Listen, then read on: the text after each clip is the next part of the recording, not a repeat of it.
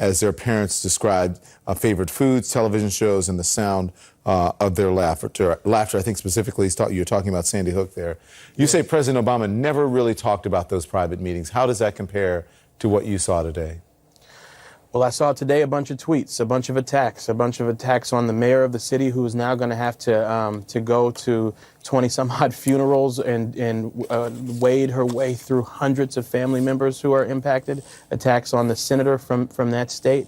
And what President Obama did, he gave a public speech, but all the private moments were between him and those families. We weren't tweeting photos. I didn't share that passage until years later, because I thought folks should know about the character of our president at that time and our former president now. It's a character issue. Something has got to change in Donald Trump's heart. It's not a Republican thing or a Democratic thing. It's a matter of character. Is he going to center himself, or is he going to do the right thing and finally center people who are going through tough times? Joshua Dubois, thank you so much. Thank you. This is CNN Tonight. I'm Don Lemon. A CNN exclusive. The mother of the El Paso shooting suspect called the Allen, Texas Police Department weeks before the shooting because she was concerned about her son owning a weapon. That is according to the lawyer for the family. She was told by police that her 21-year-old son was legally allowed to purchase the firearm. The mother did not provide her name or her son's name, and police did not seek any additional information from her before the call concluded. Police say the shooter is a white supremacist. But according to Tucker Carlson at Fox News, white supremacy is not a problem. But the whole thing is a lie. If you were to assemble a list, a hierarchy of concerns, of problems this country faces, where would white supremacy be on the list? Right up there with Russia, probably. It's actually not a real problem in America. The combined membership of every white supremacist organization in this country would be able to fit inside a college football stadium? I mean, seriously. This is a country where the average person is getting poorer, where the suicide rate is spiking. White supremacy, that's the problem. This is a hoax. Just like the Russia hoax. It's a conspiracy theory used to divide the country and keep a hold on power. That's exactly what's going on. He's getting a lot of blowback for those remarks. Here's what he said tonight. We want to take a second to pass on a sincere message to official Washington, and particularly to our colleagues on the other cable news channels. And it's this: please, for the sake of the nation, calm down.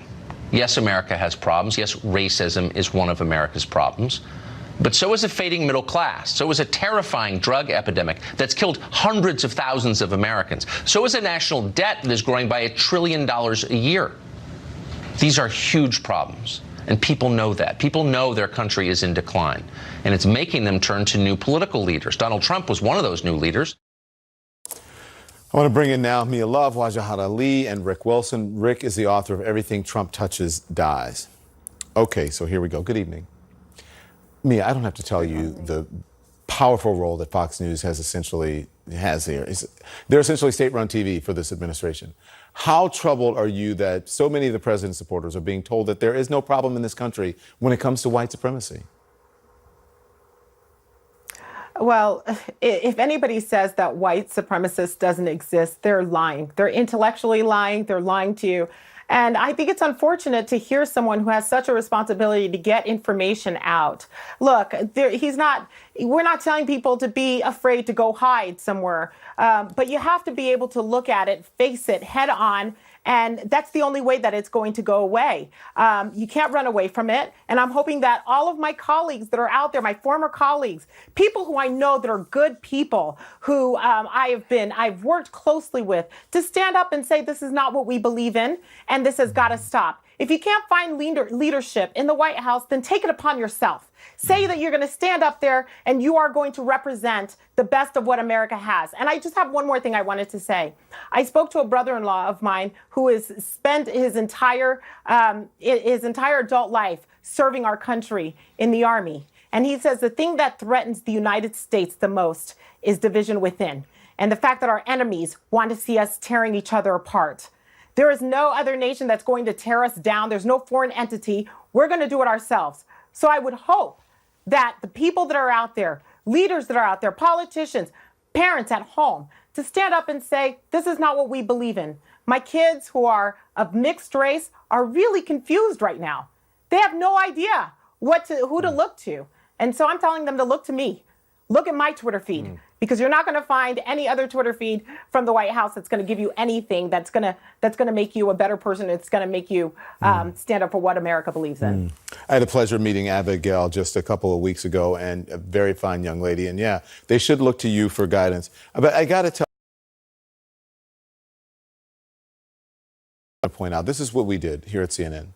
And I want to make sure I get all of it correct, right? We reached out to Fox Corporation board members, Rupert Murdoch, also Lachlan Murdoch, Ann Deas, Roland Hernandez, and Paul Ryan for comment. And I just want to go through what happened when we contacted them all, okay? So Hope Hicks, Fox's spokesperson, who represents Rupert and Lachlan Murdoch, did not provide comment. Reached by phone, Hernandez hung up. And when asked about Carlson's comments, Deas did not reply to requests for comment. A representative for Ryan told CNN to contact Fox. Hicks, who represents Fox, did not respond when asked if the former speaker had a comment. Okay? Then the seventh member of the Fox Corporation board, Jacques Nasser, could not be reached by CNN for comment. So nobody is commenting. Maybe there's no accountability. I don't know what's going on. But do they need to answer for whether they support this, Wajahat? Well, they need to answer why they've given an hour every night to a white supremacist, Tucker Carlson. Because there might not be enough white supremacists in America to fit in a football stadium, but there is one for Fox News every night. His name is Tucker Carlson. If you don't believe me, Andrew Anglin, the leading neo-Nazi of the Daily Stormer, says that Tucker Carlson is, quote, literally our greatest ally.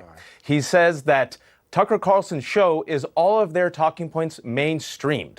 So you have to ask yourself, if you are a Fox News patron or a supporter, why do you support Tucker Carlson's show when he is literally saying, after a mass shooting attack, an act of white supremacist terrorism that has killed more than 22 people in El Paso, he uses his platform to say that white supremacy is a hoax. And that is so insulting to any person of color, Don, especially black people, because white supremacy is the original enduring sin of this country. It's an ideology of hate that says that white men in particular are dominant at the expense of everyone else. It has been globalized thanks to the internet and has been mainstreamed thanks to Donald Trump, the President of the United States of America, and a right-wing media infrastructure and right-wing politicians, and especially people like Tucker Carlson. So, everyone who's watching right now, ask Fox News, do they agree with Tucker's comments? That's 2 nights in a row.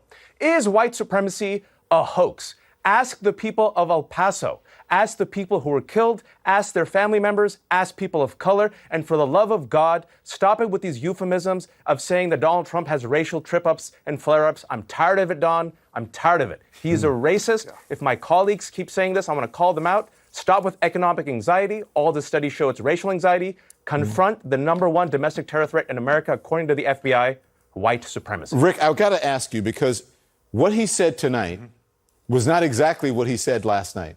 Because last night he said that to keep a hold on power, they said it's a conspiracy theory used to divide the country and keep a hold on power. That is exactly what's going on. He said, this is a hoax, just like the Russia hoax. And then tonight he said, well, this is because people are upset, and that's why people like Donald Trump get elected, and to calm down, and maybe you should see people for who they are, or have some, I don't know, look, some sort of feeling about people. I don't know what he meant by that, but go on. Yeah, look, tonight smelled like an awful lot like, although Fox has this internal philosophy of never apologize, never back down, that somebody finally said, wait a minute, every one of these idiots with a manifesto, it could be right off of Tucker Carlson's teleprompter. Every one of these idiots who comes out and says that America is browning and that we're being invaded and that we're losing a demographic war. It all sounds an awful lot like this I think, terrible and terrifying pseudo-intellectual framework they're trying to build around white nationalism by excusing it by saying, oh, well, OxyContin's causing white nationalism and and economic anxiety is causing white nationalism. No, white nationalism, it goes of its own. It is a poisonous movement in this country, and we have to be honest about it, that Donald Trump has empowered it. Look, let's not forget, Donald Trump retweeted people like White Genocide 99 during the campaign. And I hate having to recapitulate the whole Trump arc, from birtherism to Charlottesville to the Central Park Five, all these things. We know what this man's character is. And what Tucker was trying to do for months on end was to gussy it up a little bit and pretend that this new nationalism of his isn't driven by an underpinning of racial anxiety and hatred. And I think it's disappointing, but understandable. The Murdochs are not going to walk away from billions of dollars of ad revenue that they've been able to generate through shows like Tucker and Lou Dobbs and Sean Hannity and these other guys who go out every night.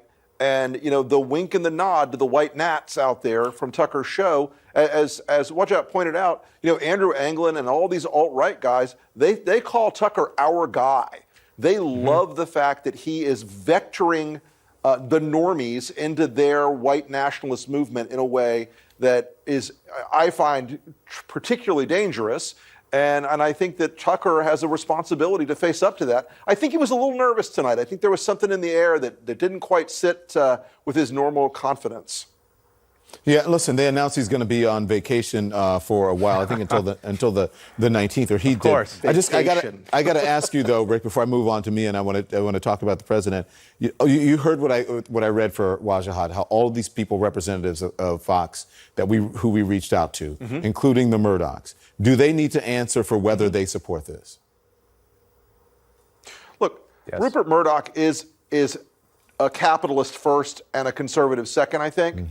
Because he has transformed the network away from even the original vision of what it was, which was a counterweight to what he thought was a liberal media, to this nationalist, populist, anti-immigrant movement that I think has, they're still monetizing the hell out of it. So they do need to answer for it, but I doubt you'll ever get one. Okay. They feel impervious. They feel like their market position protects them. All right. Mia, I don't have much time. Sorry about that. But let me ask you, I want to turn to the president. His behavior today, attacking Democrats, praising himself. Why does it seem that he is more aggrieved by his press coverage than upset by what he saw today meeting with victims and their family members? Well, he started off, it's so ironic. He started off really well. He was exactly where he should have been with the families. It should have really been a private moment. It should have been a moment where he would just connect with them. And that is part of the healing process, to let those families know, I am with you. The people that did this to you, I am against them. Yeah. But to go on and to have one of his workers, actually one of his staff members, actually send out a tweet, that was just, it was in poor taste. And then to turn it into a video. There are ways to deal with people that you don't agree with. Yeah. And again, one of the things that have emboldened those people that are doing these horrible things is because they're watching the fights, they're watching the Twitter feeds, and they feel like they're emboldened by this. There used to be a time where it was just a thought, right? And I remember Margaret Thatcher, who would say, I don't remember her, but I remember my favorite quote is, be careful of your thoughts, for they become words. Be careful of your words, they become action, so forth, and so forth. Right. We've gone past the thoughts, the words, and it's into action. Yeah. And so I think the only way to counter that is for people to take action themselves and to stand up against it and say, look, this is not okay. Those moments should have been kept private. They should have been just for the families. He did the right thing in being there with the families, but he shouldn't have gone after other people. And create a campaign-style video, right? About it. Yeah, the video. You don't fight evil with evil, right? Yeah. You don't sit there and say, I'm going to shine a light on this with darkness. That's not how it works. Wajahat, there's this today as well. Jake Tapper has some exclusive reporting that I want to ask you about. I just want to read from one senior source close to the Trump administration. It says, Homeland Security officials battle the White House for more than a year to get them to focus more on domestic terrorism. The White House wanted to focus only on the jihadist threat, which, while serious, ignored the reality that racial supremacist violence was rising fast here at home. They had major ideological blinders on.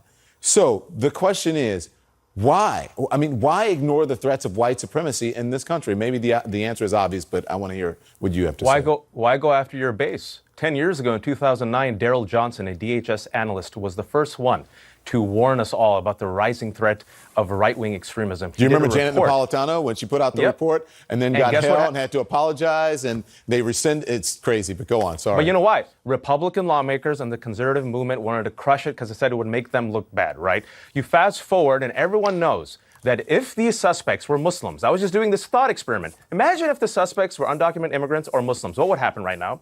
Republican congressmen, I swear to you, would be calling to bomb some countries. So we'd have a Muslim ban, a Muslim registry. But look what happened after Charlottesville.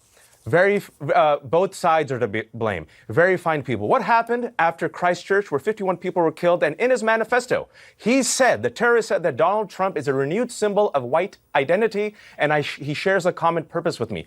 That was in March. Donald Trump said, I don't think white nationalism is a really big problem. And today, we just found out Republican Senator Johnson openly said on Fox News, a few months ago, there was a bipartisan letter that he sent with a Democratic senator asking DHS and DOJ what's happening with white supremacist terrorism. The DOJ did not respond to him, Don. So why is this not a major concern when the FBI director appointed by Trump 2.5 weeks ago said that in 2019, just 2019, over 100 arrests happened in this country when it comes to domestic terrorism. Most of them were, wait for it, tied to white supremacy. Why is he not taking this threat seriously? And could you imagine if it was a Muslim or an undocumented immigrant? Yeah. Maybe then this impotent, weak, pathetic president, this insignificant narcissist, a vulgarian, would actually be the commander-in-chief and the president of all Americans, not just white men who wear red hats. Thank you all. In the aftermath of the deadly shootings in El Paso and Dayton, will there be any real changes this time? We'll talk about it next.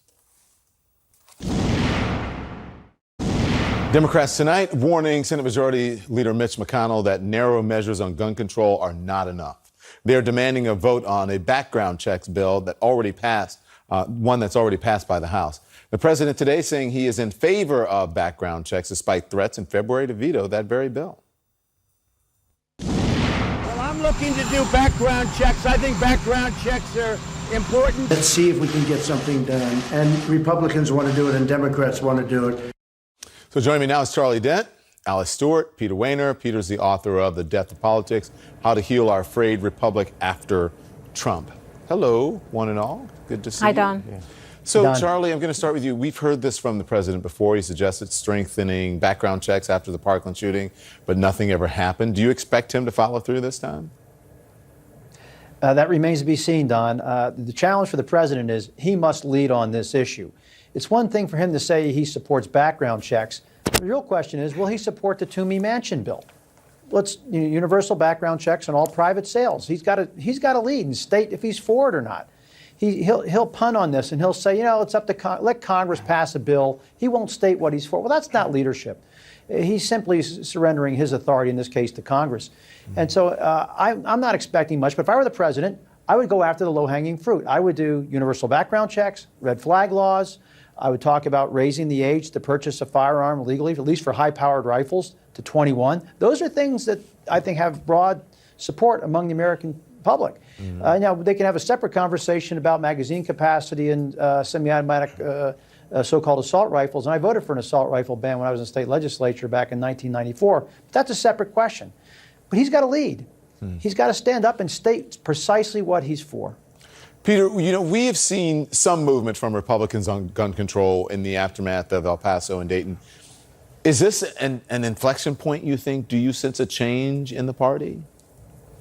No, I'd say the opposite, actually. I'd be shocked if Donald Trump takes the lead on this issue, and I'd be really surprised if Republicans speak out on this issue, because the party, I think, is going in the other direction. The one thing we know about Donald Trump, this is how he has conducted himself during his entire presidency, is he's not going to go crosswise with the base. He has decided his only chance for re-election is a base turnout election, and he is not going to excite the base of the Republican Party if he starts talking about gun control measures. So I don't see this change. I just want to say one thing just very quickly. Don, maybe as a former speechwriter, somebody who worked in the White House, just about, if I can pull the lens back on this Trump visit today and this whole moment.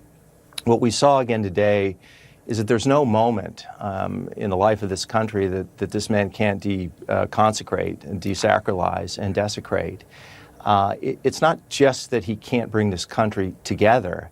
It's that there is something deep within him, within his psyche, that seems propelled to divide us. And there is simply no stopping it.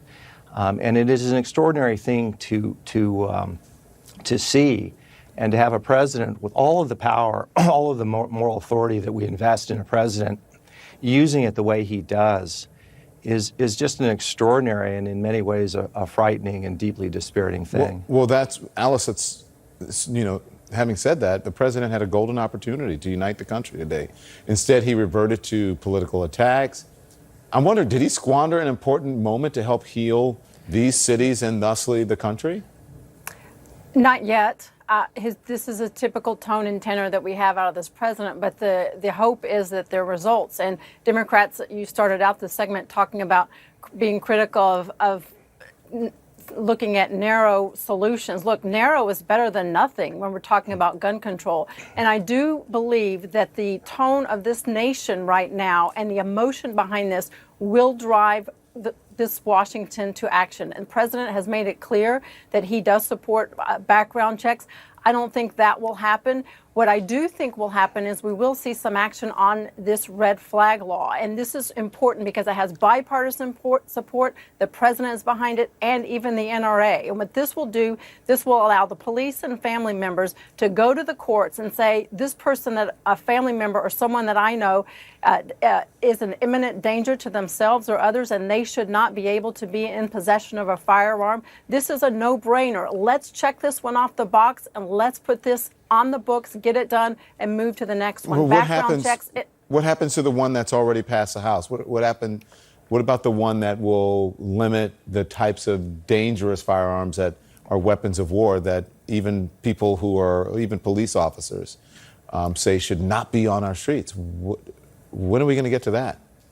Well, those are important issues that can be addressed and should be addressed. When we're looking at, let's say, hypothetically, the assault weapons ban. In theory, that makes perfect sense. These weapons of certainly of mass destruction should not be in the hands of everyday Americans. But you have to remember, we do have the Second Amendment right to bear arms. And the NRA is very clear that a across-the-board federal ban on a certain particular weapon is not going to sit well with those who support Second Amendment rights. There are single-issue voters Alice, out there. I know that. I'm not blaming you, but that argument makes no sense because every single right you have in this country comes with a limitation. And it comes with a limitation. Just because you have the Second Amendment, it doesn't mean that you should be able to carry a machine gun. We can't carry machine guns, okay? Right. It comes with limitations. It comes with limitations. And you're right. And responsibility. Yeah. I'm agreeing with you. It comes with responsibility. That's where we need to have this conversation. We have to find the balance between protecting our Second Amendment rights and protecting our country. Peter, the 2020 candidate in Ohio, Congressman Tim Ryan, says that he's going to lead a caravan to Senate Majority Leader Mitch McConnell's home in Kentucky, along with a grassroots gun control group, Moms Demand Action. This is what he told our Jim Sciutto. Watch this.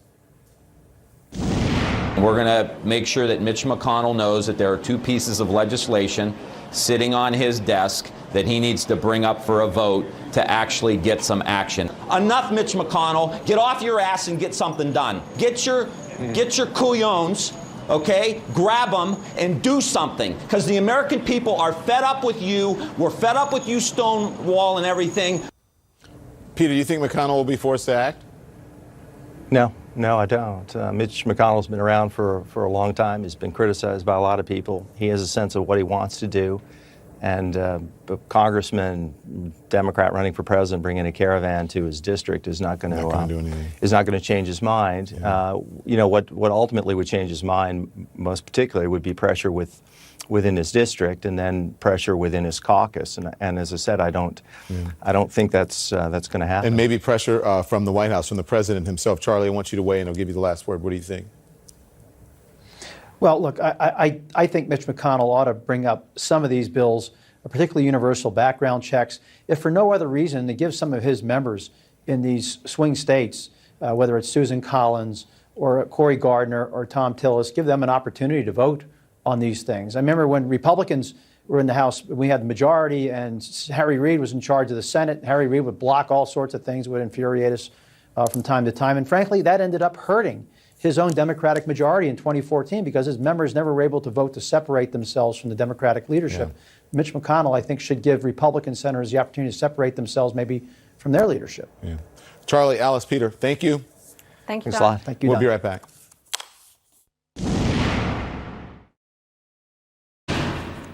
President Trump's repeated use of racist rhetoric was echoed in the hate-filled manifesto posted by the El Paso gunman moments before his rampage killed 22 innocent people. Hate directed at immigrants and Hispanics. So how do Hispanic communities like El Paso move forward in Trump's America? Here's CNN's Nick Valenti. The deadly mass shooting in El Paso leaving many Hispanic residents living in fear. Let's discuss now with Texas State Senator Jose Rodriguez.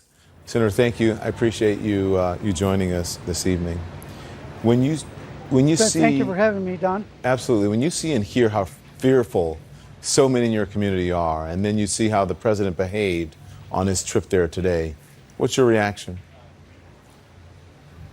Well, it's what I expected. This man never ceases to disappoint. He says that he's coming with goodwill and with the idea of trying to provide some consolation to the people of El Paso. The end result is that he makes comments that are in line with comments that he's been making for quite some time. He was here not too long ago. He insulted the mayor. He said that we had a high crime rate when in fact we have the lowest crime rate in the country for a city of our size. And today there were a lot of people out there in the streets close to where he was going into the hospitals, protesting and angry that he had dared come to El Paso, since many people feel that he is partly responsible for having this mass shooting take place in our community, a peaceful, welcoming community that for the first time experiences this level of violence. Senator, CNN has learned that the shooting suspect's mother called the Allen, Texas Police Department weeks before the shooting, concerned about her son's owning an AK-type weapon given his age, his maturity level, and lack of experience handling such a firearm. That's according to a family lawyer. She was told that her son was 21, that he was legally allowed to purchase the weapon, didn't ask for any more information. Do you have questions about the handling of this? Well, I do. I understand from some statements that were put out by the lawyers for the family that he had not exhibited any kind of violent tendencies or erratic behavior. But the fact that the mother called the police and advised the police that he had an AK-47 should have sent some red flags up for people to look further into that. And this is the kind of situation that we've been talking about in terms of the need for emergency risk protective orders, red flags as they're known in other parts of the country. There's a lot of need for gun safety reform, Don. We've been talking about it for years now, from Sandy Hook, from Columbine, and on forward, and nothing has been done at the national level. We haven't done anything here at the state level. We had a meeting today, the state delegation of El Paso, and myself included, with the governor, the lieutenant governor, and the speaker of the House to sit down and talk about what are our next steps to ensure that this doesn't happen again in communities like ours and in the rest of the state. And I think we got a good start to the conversation, and we hope that we are going to take seriously, unlike President Trump, the need to pass gun reforms, the need to look very seriously at the white supremacy, nationalist, racist fervor in this country, hate crimes, and find ways of how we can curtail it.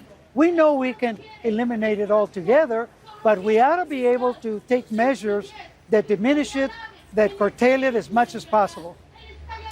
Jose Rodriguez, thank you, sir. I appreciate it. Well, thank you. Appreciate it. Changing demographics, retiring Republicans, and the president's unpopularity have Democrats asking Can ruby red Texas turn blue in 2020? 2020 elections are approaching, and with them the possibility, think about this, that deep red Texas could turn blue for the first time since Jimmy Carter in 1976. Will the deadly mass shooting in El Paso and the president's response factor into it? Let's discuss now. CNN's senior political analyst, Mr. Ron Brownstein, is here. Ron, good evening to you. There's a lot of buzz about this, Texas in 2020, especially with another sitting Republican congressman announcing that this week that he's going to not seek a re-election. That makes 4 in Texas alone. So yes. What is all this hype about? Is there a chance that Texas, honestly, a real chance that Texas can actually go blue?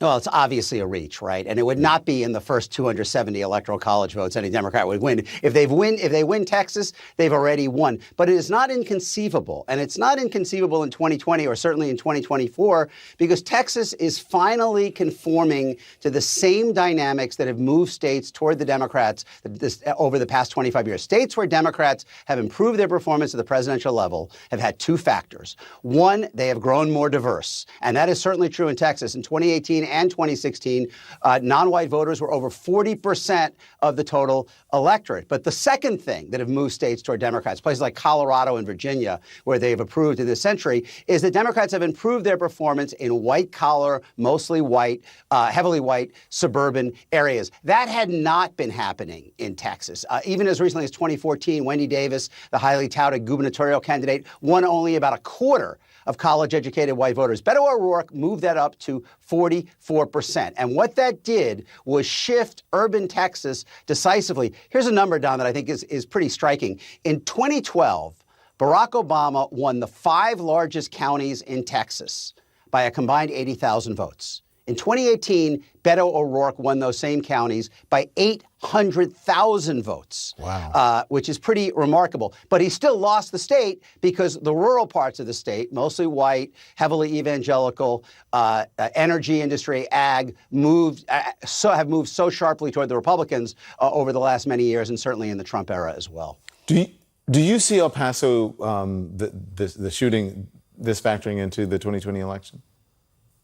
Absolutely. I mean, look, the basic dynamic of American politics over the last 20 years has been accelerated and deepened by Trump. And what you see is this kind of realignment of our politics around the fault line of, do you accept or do you fear the fundamental demographic, cultural, and even economic changes remaking American society? And all of the issues raised by El Paso, both the way Trump talks about race and guns, reinforce that divide and further the movement that we saw so dramatically in 2018 of these big suburban metro areas away from the Republican Party. Trump lost, in 2016, he lost 87 of the 100 largest counties in America. He lost them by a combined 15 million votes. And in 2018, we saw about half of those 13 large counties that he won move toward the Democrats, including Fort Worth in Texas, which Beto O'Rourke carried, as well as Maricopa, which was the single largest county he won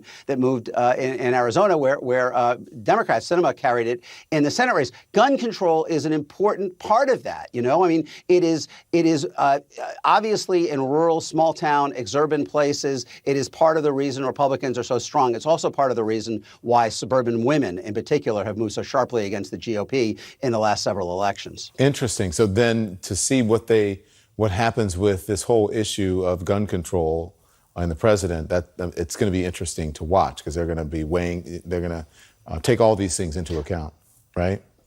Real quick, under Trump, the Republican Party is making a conscious trade. They are trading bigger margins among groups that are shrinking in society for more resistance and opposition among the groups and the areas that are growing. I mean, the diverse, secular, information age, white-collar metros that are at the heart of the 21st century economy. The Republican Party is being almost completely annihilated in those areas.